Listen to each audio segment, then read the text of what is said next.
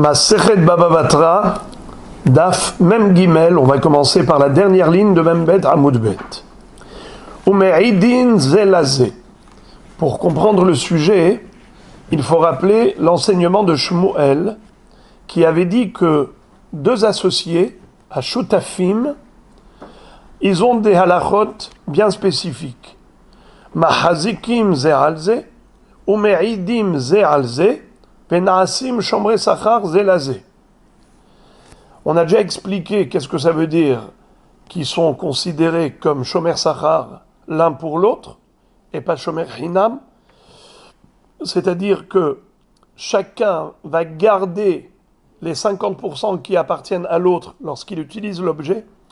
Il utilise ces 50%, mais il surveille et il garde les autres 50% également. Est-ce que c'est un service qu'il rend gratuitement ou bien il est gratifié? Oui, il est gratifié. Pourquoi? Parce que l'autre aussi, quand il va utiliser le même objet ou le même terrain, il va garder et surveiller l'ensemble de l'objet. Les 100% de l'objet seront surveillés, même les 50% qui appartiennent à l'autre. Donc c'est du donnant, Shomer Sachar, comme un gardien qui est payé. Quelle est la halacha? Lorsque une personne est Shomer Sachar, c'est pas comme un Shomer Hinam.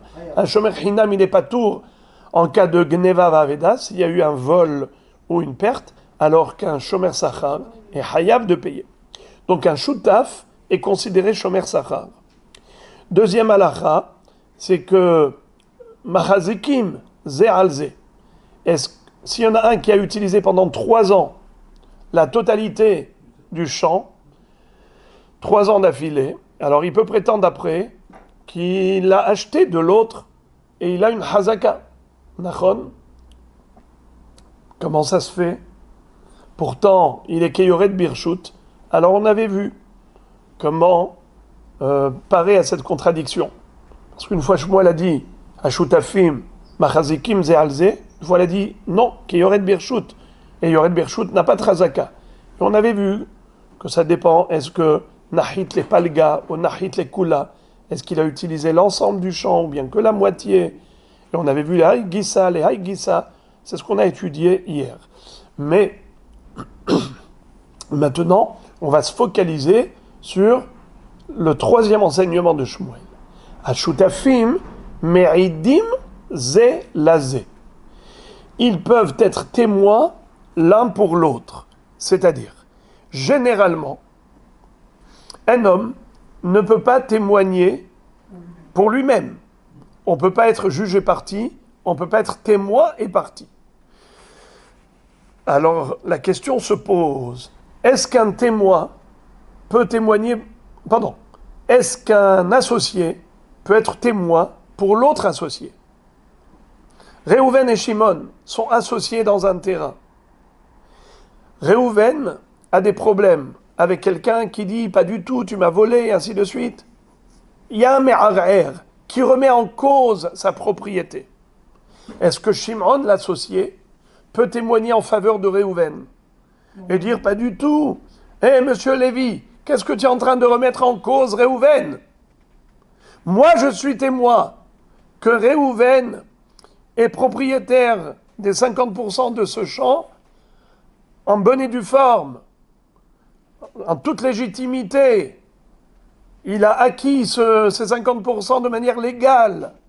J'en suis témoin. Eh bien, Shmuel dit oui. Me'idim ze'alze. L'un peut être témoin, l'un pour l'autre. Ils ont le même intérêt. Hein? Ils ont le même intérêt. Non, pourquoi? Alors, c'est ça la question d'Agmara. L'Agmara pose la question, elle dit Amai vehanog'im be'edutanhen. Comment se fait-il que Shimon peut témoigner en faveur de Réhouven, mais ils sont associés sur le même champ? C'est-à-dire que le même champ, il y a 50% qui appartiennent à Réhouven, 50% à Shimon. Si maintenant Lévi aura gain de cause contre Réhouven et il va lui prendre par exemple 50% du champ, eh bien qu'est-ce qui va se passer? alors la moitié du champ va disparaître. Alors Réhouven et Shimon, ils vont être associés sur quoi? Sur la moitié. Sur l'autre moitié. Puisque une moitié n'existe pas, donc ils vont être associés que sur la moitié restante. Donc Shimon va être perdant de la moitié de la moitié. Il va perdre le quart. Car si Réhouven se rabat sur la deuxième moitié parce qu'il a perdu la première, donc ils vont être associés que sur les 50%. Donc chacun aura que 25-25, puisqu'ils ont perdu les 50. Donc Shimon a tout intérêt à témoigner en faveur de Réhouven contre Lévi, en disant que Réhouven est propriétaire des 50%. Allez, on va dire par exemple 1 hectare ou 2 hectares. L'ensemble du terrain faisait 2 hectares. Maintenant que Réhouven a perdu, alors chacun avait, on va dire, 1 hectare qui lui revenait. Mais il n'était pas défini. C'était pas défini, puisqu'on est tous les deux propriétaires de 2 hectares. Mais si nous deux, on a perdu 1 hectare, alors après, on est propriétaire chacun d'un demi-hectare. Alors c'est sûr que Shimon a tout intérêt à ce que Réhouven gagne ce jugement contre Lévi, parce que Lévi veut lui prendre 1 hectare à Réhouven. Mais si Réhouven perd, alors Shimon aussi est perdant. Alors c'est tout à fait normal que Shimon témoigne en faveur de Réhouven pour ne pas perdre lui-même. Donc il s'appelle en hébreu, comment on appelle une personne intéressée en hébreu au niveau du témoignage? Nogeyar be'eduto. Il est Nogeyar badavar. Il est intéressé dans ce témoignage. On ne peut pas être témoin et partie.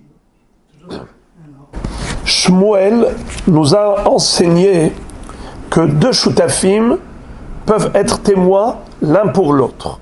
C'est l'un des 3 enseignements de Shmuel. Question, comment est-ce possible qu'un associé soit témoin en faveur de l'autre? Pourtant, il est intéressé. Et on ne peut pas être juge et partie, on ne peut pas être témoin et partie.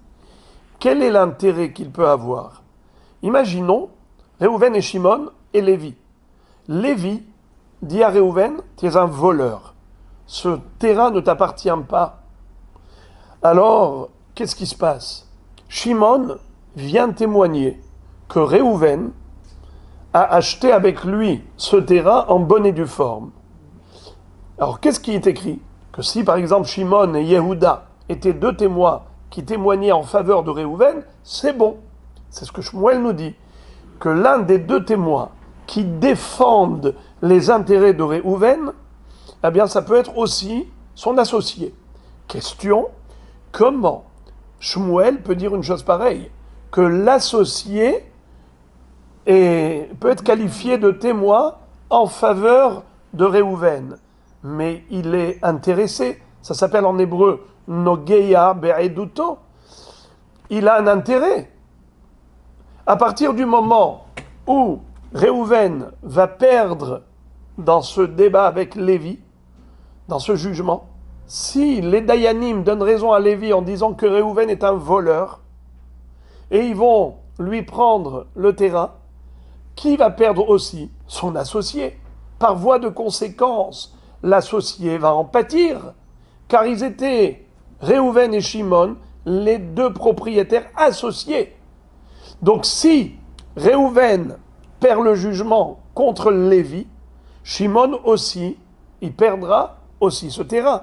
Alors, comment est-ce qu'il peut être Neheman? Comment Shmuel a pu dire que Shimon est Neheman? Il est crédible. On lui accorde crédibilité en tant que témoin. Mais ce n'est pas possible. Vu que il est Nogea Baredout. C'est la question d'Agmara. Alors, je relis. Umeridin zelazé. Ils peuvent être témoins l'un pour l'autre, les 2 associés. Amai, pourquoi? Nog'in be'edoutan hen. Pourtant, ils sont intéressés et un homme ne peut pas être témoin et partie. Il ne peut pas témoigner en faveur de lui-même. et quand il témoigne en faveur de son associé, il a automatiquement un intérêt. Réponse à Chabemai Askinan. Shmuel, de quel cas il parlait? Des katavle din udvarim enli al sadezo. Il a parlé d'un cas exceptionnel, un cas vraiment atypique, pas un cas classique. De quoi il parlait? Au cas où l'associé, c'est-à-dire Shimon, le témoin, avait écrit un shtar dans lequel il renonçait à sa part.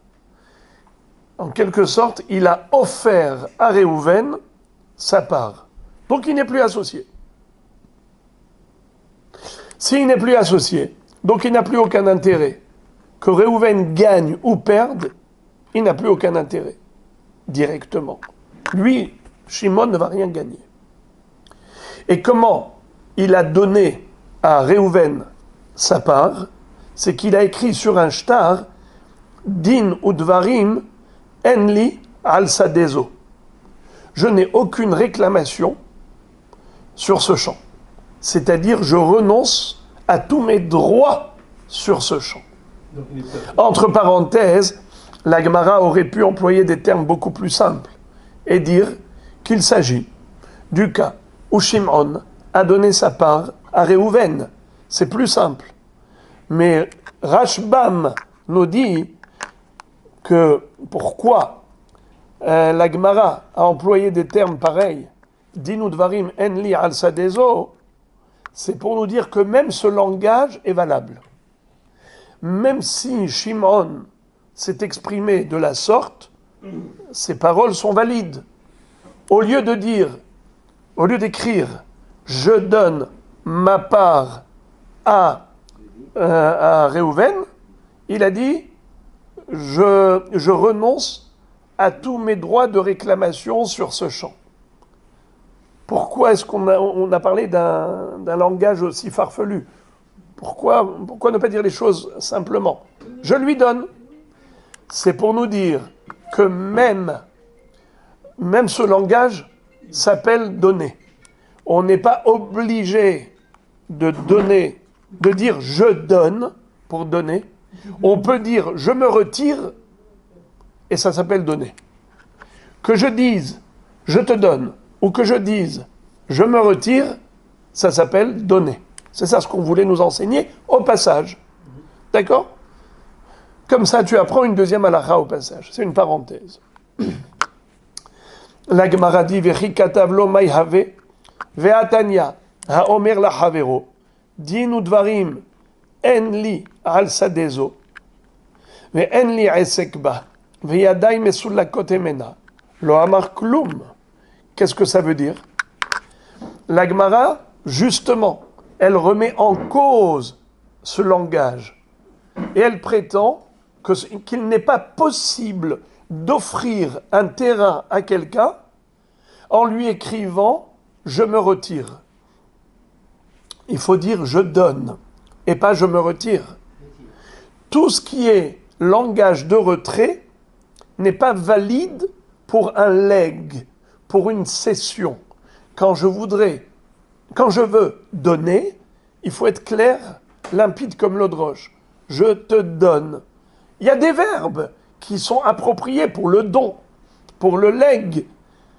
Alors, comment tu peux dire Katavlo dinu dvarim en lib al sadezo. Je n'ai aucun droit de réclamation sur ce champ.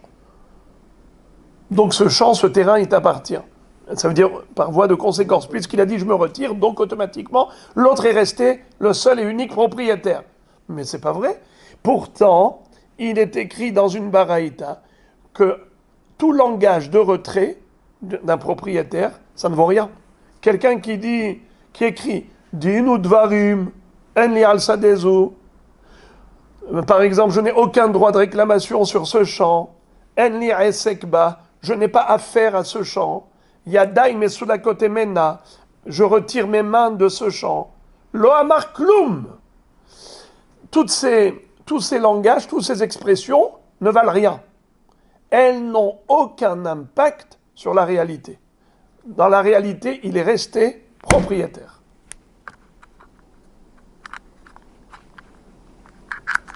Alors, comment tu m'as dit que Shmuel parlait de quelqu'un qui a dit Din udvarim en li al sadezo. Mais ça marche pas, ça. Vous comprenez, les amis, que la question d'Agmara est une question subsidiaire. C'est une question qui est juste entre parenthèses. Parce que on a compris, si l'Agmara voulait être simple, elle aurait pu dire tout simplement Shmuel parle du cas où l'associé a donné sa part à l'autre. Réhouven et Shimon, Shimon a donné sa part à Réhouven. Il lui a écrit « Je te donne ma part ».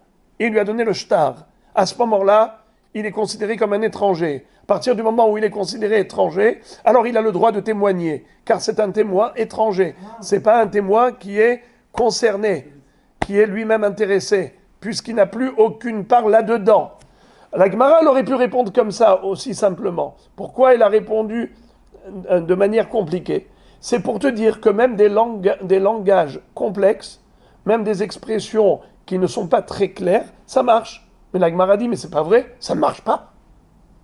Tu es en train de me dire au passage que même lorsqu'il a employé un langage de retrait, ça marche. C'est pas vrai, ça ne marche pas. Je te cite une braïta qui dit le contraire. Shmuel, c'est un émora. Il ne peut pas contredire une baraïta. Réponse. C'est-à-dire qu'ils ont fait un kinyan soudar. C'est pas juste qu'il a dit Din udvarim en li al sadezo. C'est que au-delà du fait qu'il ait écrit je me retire, je renonce à tout droit de réclamation, c'est pas seulement qu'il a écrit cette phrase, mais c'est qu'on a fait un kinyan. Comment on a fait un kinyan? On a pris un soudar. Un soudar, c'est un vêtement, un tissu, une écharpe, un chapeau, un stylo, n'importe quel kéli. Vous connaissez le kinyan soudar, ça s'appelle kinyan halipin.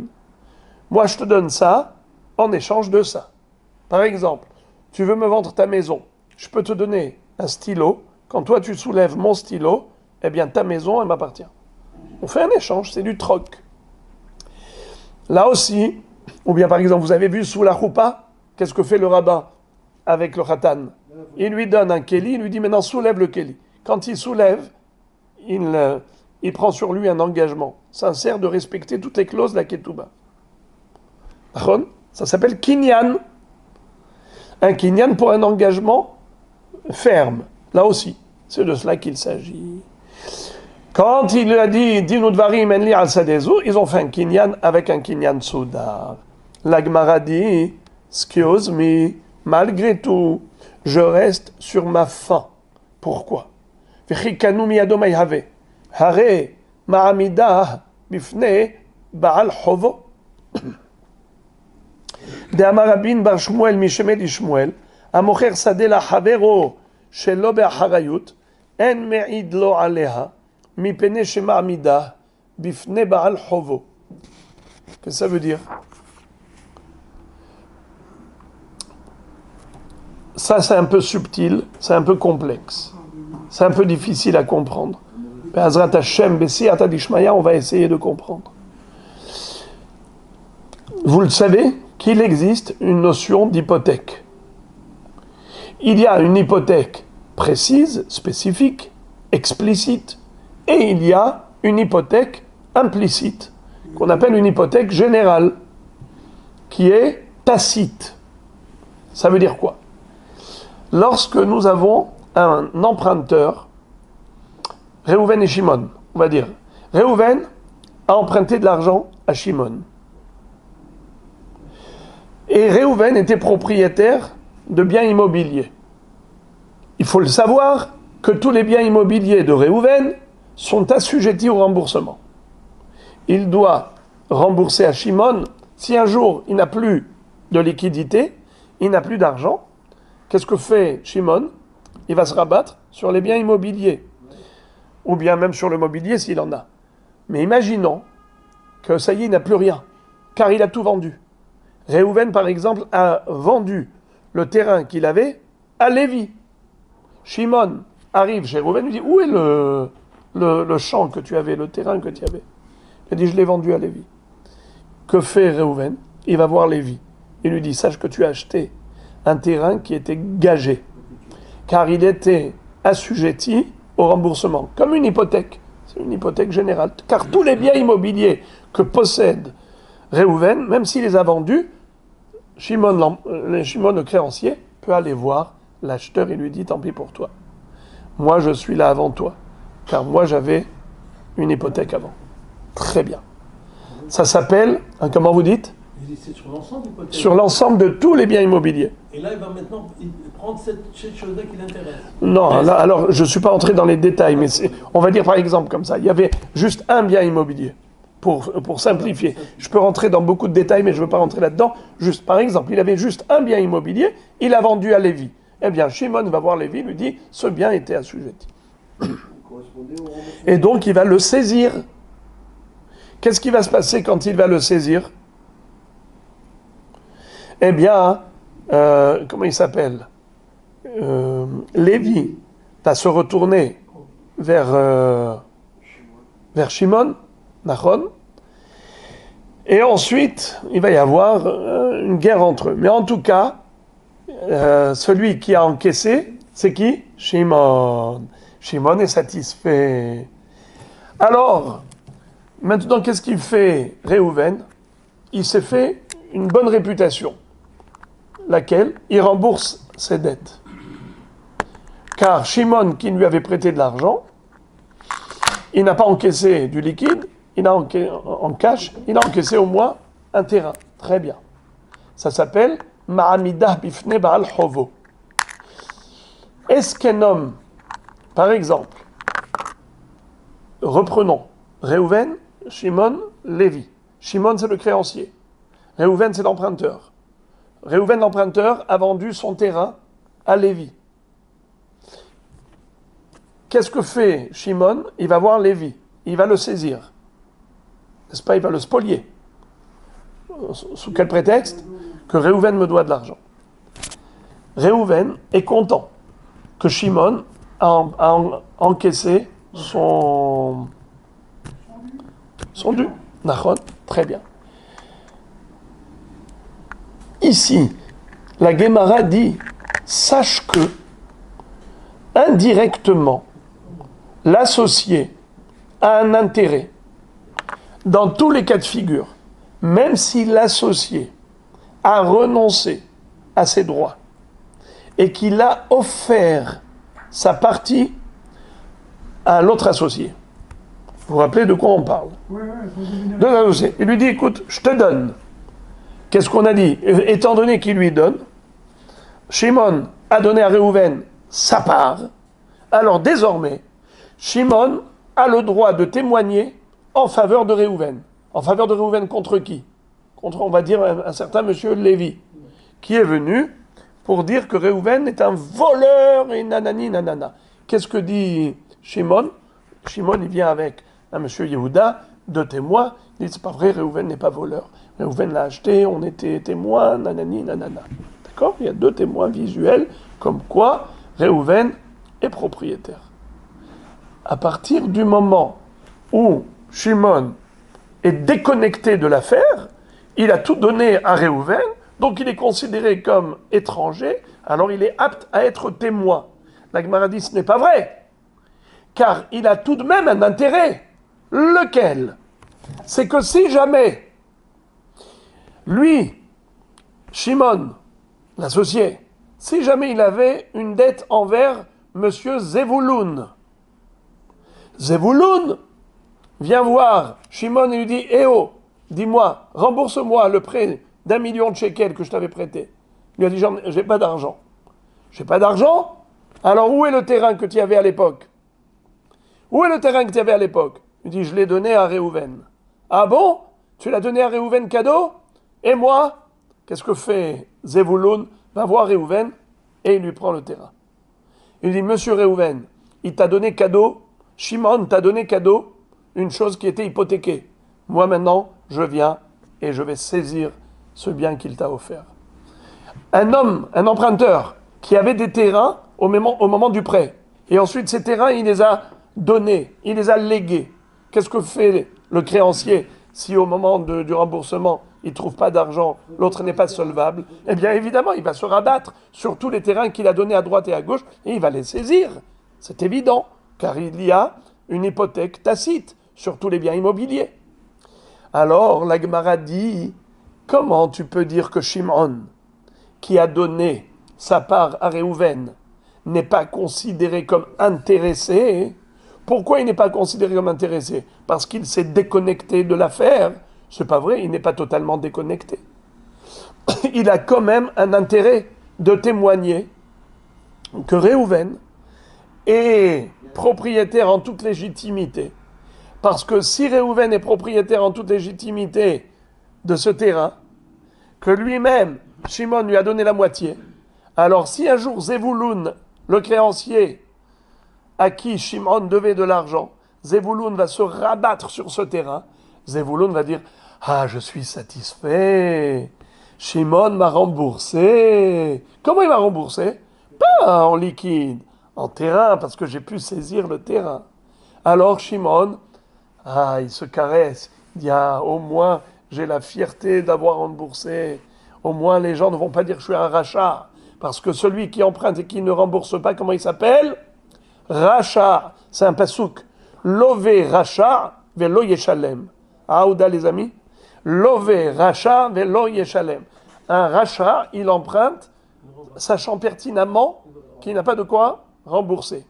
Si malheureusement, à la fin, quelqu'un qui a emprunté avec un plan de remboursement, et après malheureusement il a fait faillite, il se trouve dans une situation, il est sur la paille comme on dit, il n'a pas fait ça avec Rishhout. C'est sûr que c'est une avéra, mais il est involontaire. Il est involontaire. Tu ne peux pas appeler rachat quelqu'un qui est involontaire.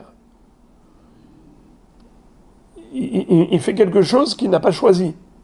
Mais quelqu'un qui emprunte avec l'intention de ne pas rembourser, l'ové rachat velo yeshalem au futur.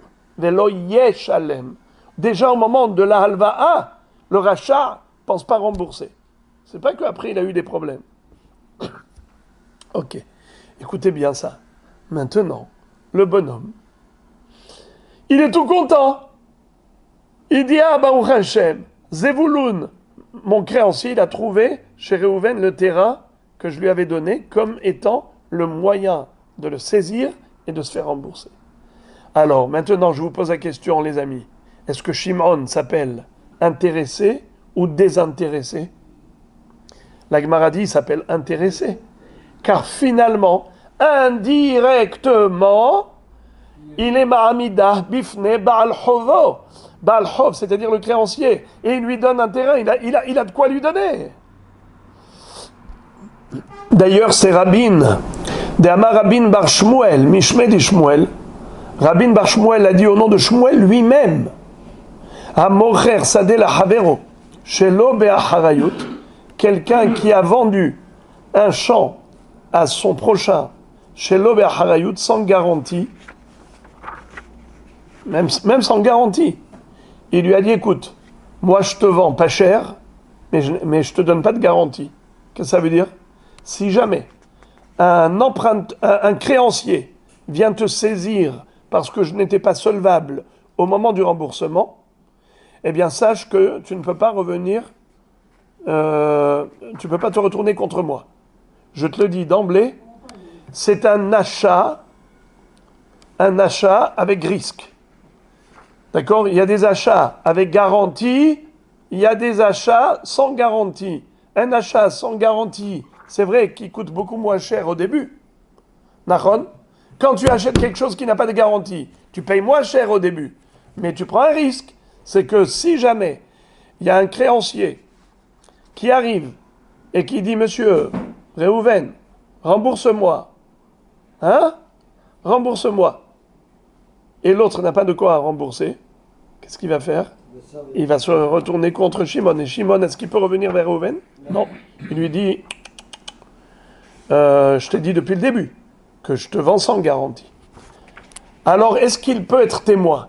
Étant donné qu'il a vendu sans garantie, est-ce qu'on peut dire qu'il est déconnecté? est-ce qu'on peut dire qu'il n'est pas concerné et qu'il n'est pas témoin et partie et donc il pourrait juger en faveur de son client? Réponse non. Pourquoi? En me'idlo aléa, même si c'est sans garantie, à plus forte raison avec garantie, et non mérite. Il n'est pas habilité à témoigner. Pourquoi? Parce qu'il est considéré comme étant intéressé. Quel est l'intérêt? Puisque,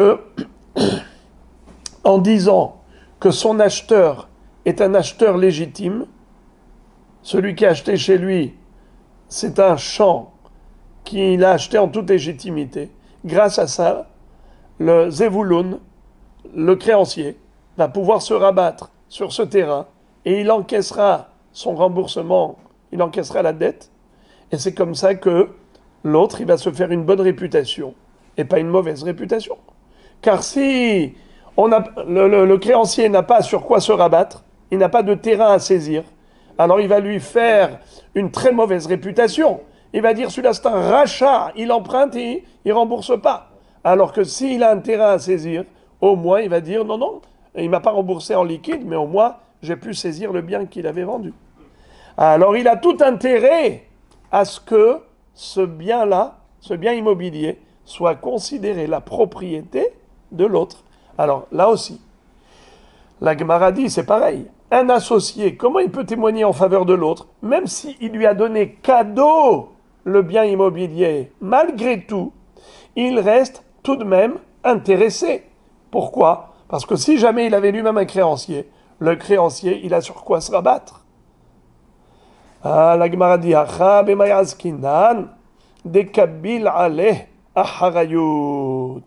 qu'est-ce que ça veut dire? Ici, on parle du cas où il a une harayut. Et alors, puisque il a une harayut, alors, même si le créancier va lui prendre, de toutes les façons, il va devoir lui payer. Alors, s'il va devoir lui payer au shoutaf, donc il n'a aucun intérêt. Comprenez?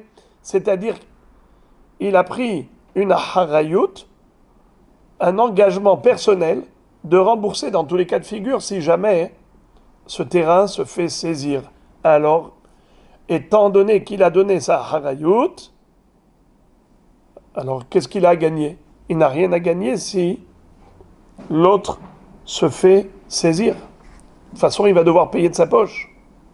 Il va devoir donner à son choutaf l'argent qui correspond au bien immobilier qu'il lui a donné avec garantie. C'est-à-dire, en d'autres termes, non seulement qu'il a fait cadeau, il a fait cadeau à son associé la moitié du terrain avec garantie. Vous imaginez, les amis, quelle gentillesse? Il lui donne avec garantie. Un cadeau, normalement, tu peux le donner même sans garantie. Il donne, mais si jamais l'autre il se fait saisir, eh ben tant pis, il n'aura pas eu de cadeau. Il dit non, non, non, non, je te donne cadeau avec garantie. La Gemara dit, harayut deman, c'est-à-dire par rapport à quel risque il a pris sur lui l'engagement de garantie. Inima harayut de alma, kol sheken de nihale. Harayut, une garantie, par rapport à qui? C'est-à-dire quel est le risque qu'on craignait? Pourquoi il lui a dit je te donne ma garantie? Pour le couvrir et le protéger de quoi? Si c'est pour le protéger de mes alma, c'est-à-dire que quelqu'un vienne remettre en cause la propriété de Réhouven, alors Shimon lui dit, si jamais quelqu'un vient te prendre ce terrain, ne t'inquiète pas, moi j'assume, je te donnerai une compensation à la place, je te payerai le prix.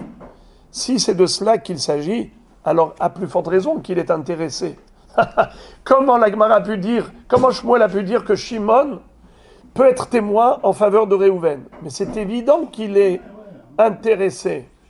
Qu'est-ce que ça veut dire il est intéressé? Dans le sens où il a un intérêt personnel à ce que Réhouven reste propriétaire.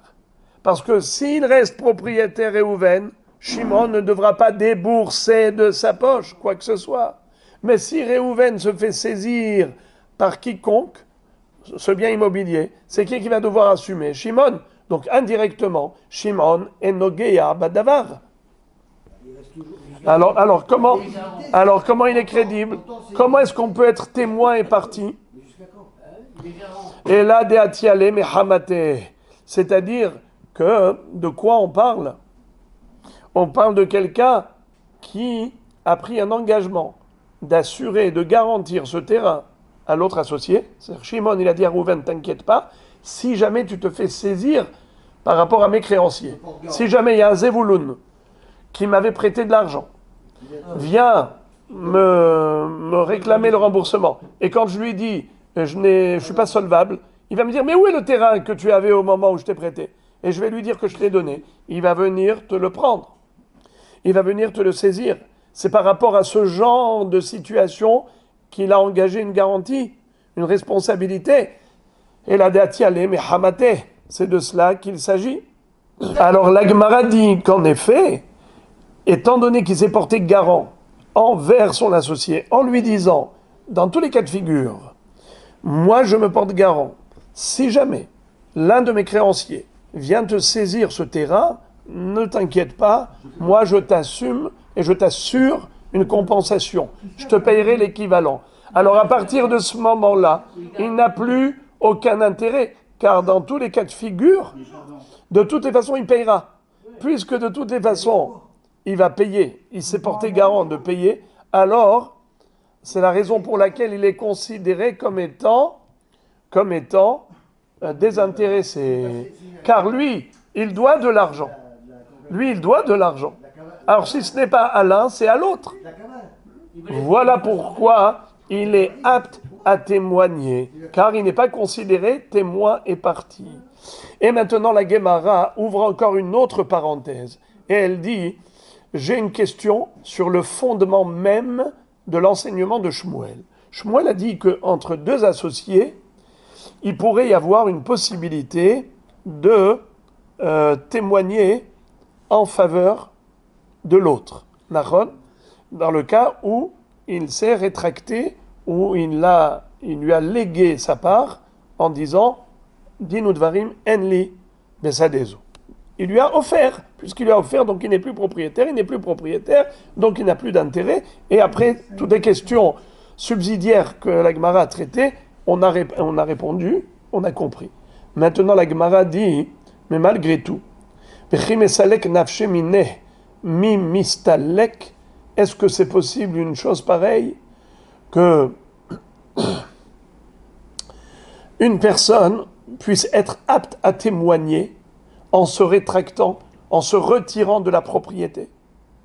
Mais pourtant, il y a lieu de craindre que tout cela, c'est une knonia. Ils sont en connivence.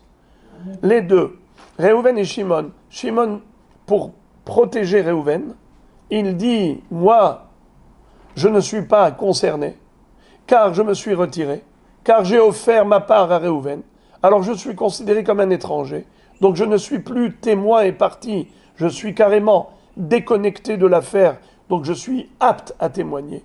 Mais tout ça, c'est une knonia. Peut-être que tout ça, c'est une knonia.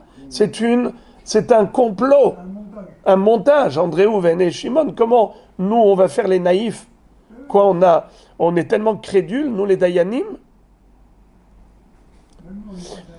Est-ce que c'est possible, comme ça, de se retirer pour être apte à témoigner? Mais peut-être qu'après, une fois qu'il va témoigner en sa faveur, il va reprendre, l'autre, il va lui rendre ses 50%. Et d'ailleurs, il est écrit, Ve'atania, Bene'ir, Shenignav Sefer Torah Shelahem, En danim bedayane ota'ir, Ve'en mevi'im re'aya me'anshe ota'ir, Ve'im ita lisalku betre minnayu, Ve'lidainu. Il est écrit que si jamais on a attrapé un voleur d'un Sefer Torah, c'est-à-dire on avait un Sefer Torah dans la ville, tout le monde lisait le Shabbat, lundi, jeudi, dans ce Sefer Torah. Et voilà que on a attrapé quelqu'un, le Sefer Torah a disparu. On a attrapé quelqu'un qu'on a soupçonné d'être lui le voleur. On l'a traduit en justice, on l'a traîné au tribunal, mais il fallait 2 témoins. Il fallait d'abord 3 dayanim et 2 témoins. La Baraïta nous dit, personne des dayanim de cette ville n'est habilité à juger ce suspect. Et personne de cette ville n'est habilité à témoigner contre ce suspect. Pourquoi ? Car ils sont tous considérés juges et parties, témoins et parties. Vu qu'ils écoutent la Torah de ce Sefer Torah pendant Shabbat, alors ils sont intéressés de récupérer le Sefer Torah. Ah oui, Alors, puisqu'ils sont intéressés par la récupération du Sefer Torah, comment tu peux leur fier, comment on appelle ça, leur accorder crédibilité? Comment tu peux accorder crédibilité à des dayanim qui sont juges et partis? Comment tu peux accorder crédibilité à des témoins qui sont témoins et partis? C'est la question de la Gemara. Alors, de la même façon que nous craignons une connivence au niveau d'un Sefer Torah dans une ville où il y a un suspect, et on a dit que qui est-ce qui peut juger et qui peut témoigner contre ce suspect-là? C'est que des étrangers. Et si tu me dis que on peut se retirer et devenir étranger, alors pourquoi on ne ferait pas ça? Regardez Rabotaï, écoutez bien la question, vous allez tomber des nues. Pourquoi on ne peut pas dire à 3 personnes de cette ville, retirez-vous de ce Sefer Torah? Dites que vous ne voulez plus écouter la paracha dans ce Sefer Torah. Mais ils ne peuvent pas venir à Sago qu'elle n'est pas entendre. Ils vont dire maintenant, on va aller écouter la paracha ailleurs. D'accord? Pourquoi est-ce qu'on ne dirait pas qu'ils se retirent de ce Sefer Torah? Les 2 témoins, 2 autres personnes qui sont témoins que ce suspect a volé, eh bien qu'ils se retirent de ce Sefer Torah et qu'ils disent Dinu Dvarim, En Lanu, Sefer Torah Hazeh. On n'a aucun droit dans ce Sefer Torah. Et on fait un kinyan, comme quoi on se retire, on se rétracte, et on n'a aucune propriété dans ce Sefer Torah, et aucun droit de profit, et on fait un kinyan. Et c'est comme ça que ils vont devenir désormais aptes à témoigner. Pourquoi on ne dit pas ça? Pourquoi on ne dit pas ça? Hein? il y a un problème de ruse là. Non? Parce qu'on craint la ruse. Au début, ils disent ça et après, ils reviennent. Mais il va certainement Ah, venir. mais c'est difficile. Alors la Gemara dit, on n'a pas besoin de cette réponse. C'est pas parce que nous craignons une connivence. Shane Sefer Torah delishmira kae. La Gemara dit, en effet, comme vous avez si bien répondu, c'est que, étant donné que le Sefer Torah est destiné à lire la paracha dedans, évidemment que eux, ils ont le devoir de venir écouter la Torah le Shabbat, écouter la Torah le lundi, jeudi. Ils n'ont pas le choix que de se servir de ce Sefer Torah pendant tout le temps.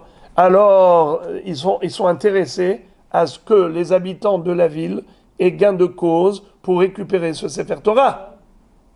Donc, ils ont un intérêt, même si ils ne sont pas propriétaires du Sefer Torah, ils se retirent de la propriété, mais ils restent tout de même intéressés par rapport à la Shmira. Ils ont besoin d'écouter la paracha. Et comme ils ont besoin d'écouter la paracha, ils ont un intérêt à gagner le jugement. Et on ne peut pas être juge et partie, témoin et partie. Et maintenant, on va faire un petit copier-coller. On va voir même question, même réponse. Tashma haomer tenu mane libne iri en danim bedayane ota ha'ir ve'en mevi'im re'aya me'anshe ota ha'ir amai nisalku betre nafshayu ve'lidainu. Quel est le din si quelqu'un a fait un testament? Avant de mourir, ce Richard a dit qu'il donne, par exemple, 10 millions de shekels aux habitants de la ville. Et voilà que les descendants de cette personne, ils sont en colère. Ils ont dit, mais comment ça? Les héritiers arrivent et ils remettent en cause ce testament. Alors on va voir les dayanim, on va au tribunal. Est-ce que les Dayanim peuvent appartenir à cette ville qui est bénéficiaire de ce cadeau? Eh bien non. Pourquoi? On ne peut pas être jugé parti. Eux-mêmes, ils vont jouir de ces 10 millions de shekels. Alors, et aussi c'est écrit qu'on ne peut pas avoir des Haïdim. En mevi'im re'aya. On ne peut pas avoir non plus des témoins. Amaï.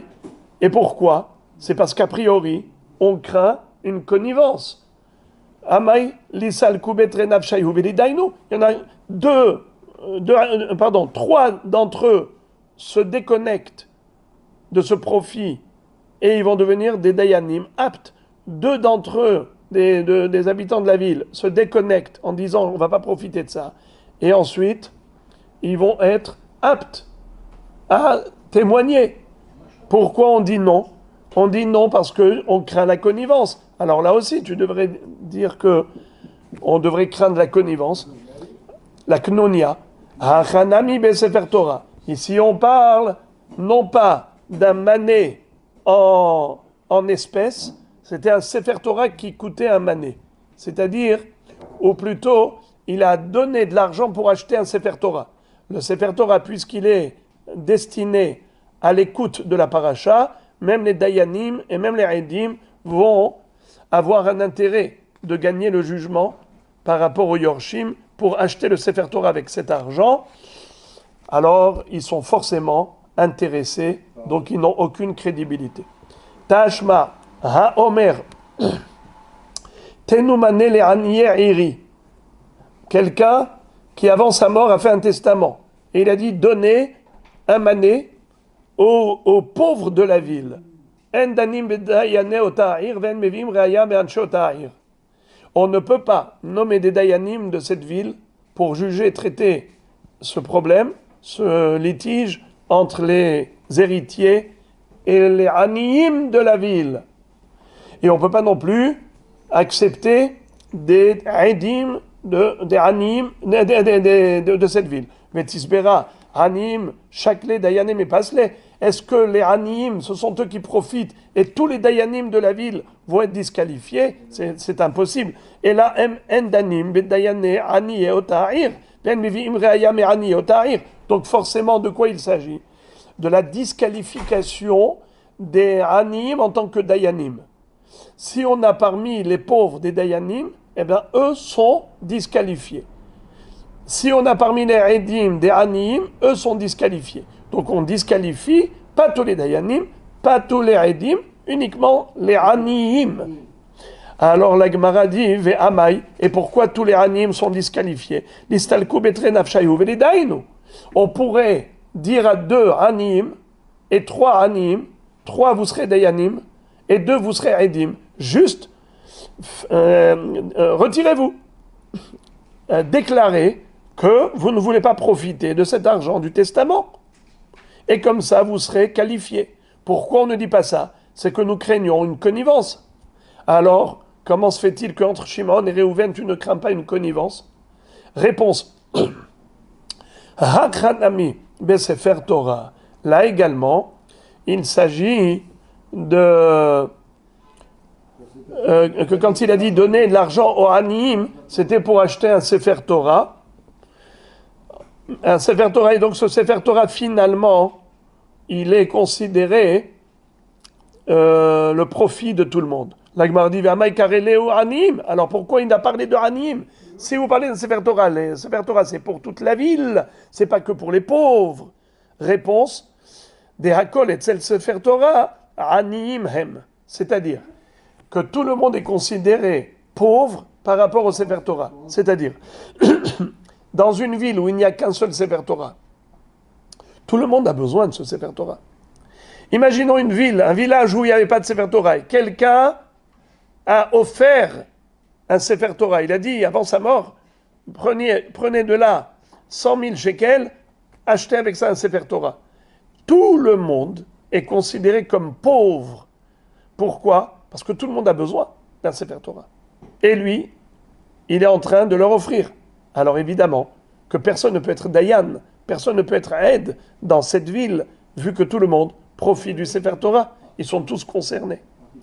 Veiba et Tema, Deuxième réponse possible, les olam qui est des katané. Be'emet, on peut dire ani mamash. C'est-à-dire qu'on parle de vrais pauvres. Et on ne parle pas de Sefer Torah. On parle de l'argent qu'on doit donner aux pauvres. Alors dans ce cas-là, pourquoi on ne peut pas avoir des dayanim de cette ville? C'est-à-dire que les habitants de la ville, pourquoi est-ce qu'ils sont disqualifiés? Parce que les habitants de la ville doivent être les responsables de la tzedaka. Quand on a des pauvres dans une ville, ces pauvres-là, à qui ils incombent?